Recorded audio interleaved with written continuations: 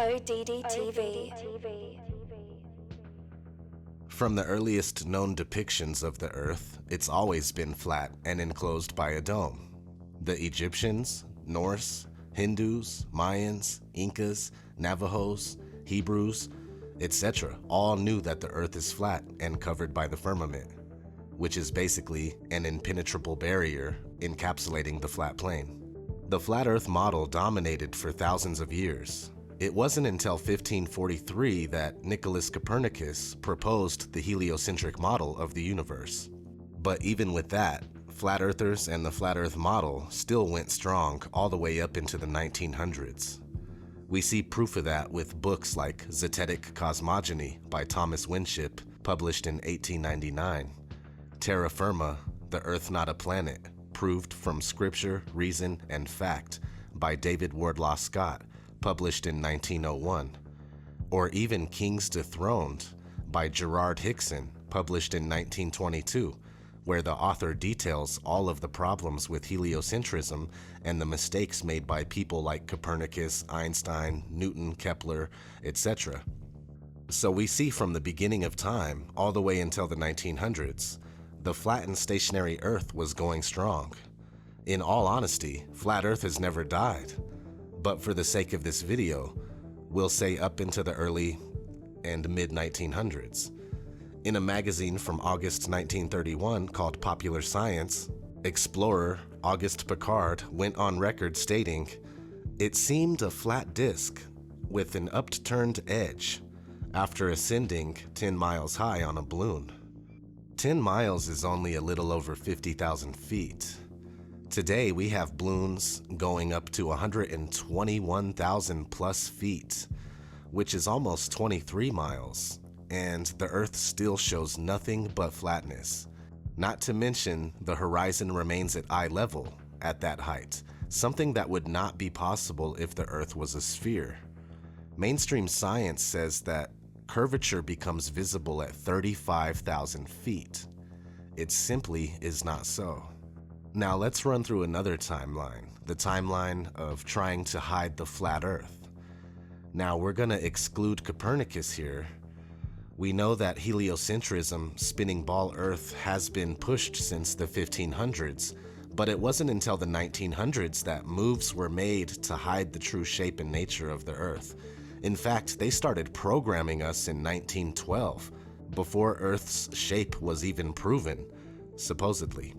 With the founding of Universal Pictures, we have been shown a spinning globe before every movie by that company for over 100 years. But anyway, that started in 1912, and we kept cruising, and in 1946, we have Operation High Jump, where an expedition to Antarctica was led by Admiral Richard E. Byrd. They say they went to Antarctica to train, test equipment, and test the possibilities of establishing and maintaining military research bases. They claim to have charted the Antarctic coastline during this time. Who knows what else they found? Fast forward a little bit. 1955, Operation Deep Freeze. This is just an expansion of High Jump, where more research bases are added to Antarctica. Fast forward a little more, 1958. NASA is established, followed by the proposal of the Antarctic Treaty in 1959, and the implementation of it in 1961. The treaty basically puts Antarctica off limits to civilians, with the exception of guided tours that are carefully supervised. In 1962, Operation Fishbowl takes place. Now this is where people start thinking that they found the firmament or dome during Operation High Jump or Operation Deep Freeze, because for some reason, they started firing nuclear missiles straight up as if trying to mess with the firmament somehow. And not to mention the name of the project, Fishbowl, easily symbolic for the enclosed nature of our world. A lot of people don't believe in nukes, nuclear weapons, but I obviously can't confirm one way or the other. Just do your own research. Okay, so the same year, 1962, JFK gives his famous "We choose to go to the moon" speech. Now, I think all of these events tie into these guys finding out about the true disposition of Earth, including the crystalline canopy, that we can't get past. Keep that in mind. They know we are trapped in and we can't leave. And they choose to pretend like we can leave, which comes back and bites them in the ass later. We'll get there, but let's continue. 4 years later, 1966, Lunar Orbiter 1 captures the supposed first ever picture of Earth from deep space. 2 years after that, in 1968, Apollo 8 captures this. In 1969, they capture this after Apollo 11 lands man on the moon for the very first time. And in 1972, on their sixth and final trip to the moon, we get one of the most famous pictures of all time, the blue marble. These alleged pictures of Earth, especially 1972's blue marble, are the entire reason behind pretending to go to the moon in the first place. The spherical Earth, flat Earth debate is over. All the ancient cultures of the world and all of the authors writing flat Earth books well into the 1900s are incorrect. The Earth is not flat. NASA has proved it. It's over. You live on a spinning ball, just like Universal Pictures predicted. Only one problem with that. It's now 2017. Curvature cannot be detected by anyone on Earth. Motion can't be detected, nor has it ever been proven, and now all of a sudden we can't figure out how to get past low Earth orbit.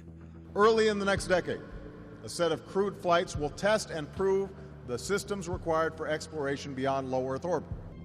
NASA's next spacecraft, already being built and tested across America, will do those things and more. This is the spacecraft that's going to take humans to explore the solar system. It's the next big step for NASA in exploration. Called the Orion Multipurpose Crew Vehicle, or MPCV, this next-generation spacecraft will enable America to explore beyond low Earth orbit. As we get further away from Earth, we'll pass through the Van Allen belts, an area of dangerous radiation. We must solve these challenges before we send people through this region of space. The kinds of technologies that we're testing out on Space Station are definitely helping us with our goals of going beyond low Earth orbit. I think many would consider it maybe even science fiction. The plan that NASA has is to build a rocket called SLS, which is a heavy lift rocket. It's something that is much bigger than what we have today, and it will be able to launch the Orion capsule with humans on board, as well as landers or other components to destinations beyond Earth orbit. Right now, we only can fly in Earth orbit. That's the farthest that we can go. And this new system that we're building is going to allow us to go beyond and hopefully take humans into the solar system to explore. So the moon, Mars, asteroids, there's a lot of destinations that we could go to, and we're building these building block components in order to allow us to do that eventually. Low Earth orbit is between 99 miles and 1,200 miles away. So we'll say that we can't get past 1,200 miles, and that's a big problem because the moon, according to the heliocentric model, is about 237,000 miles away. Now that's a big difference.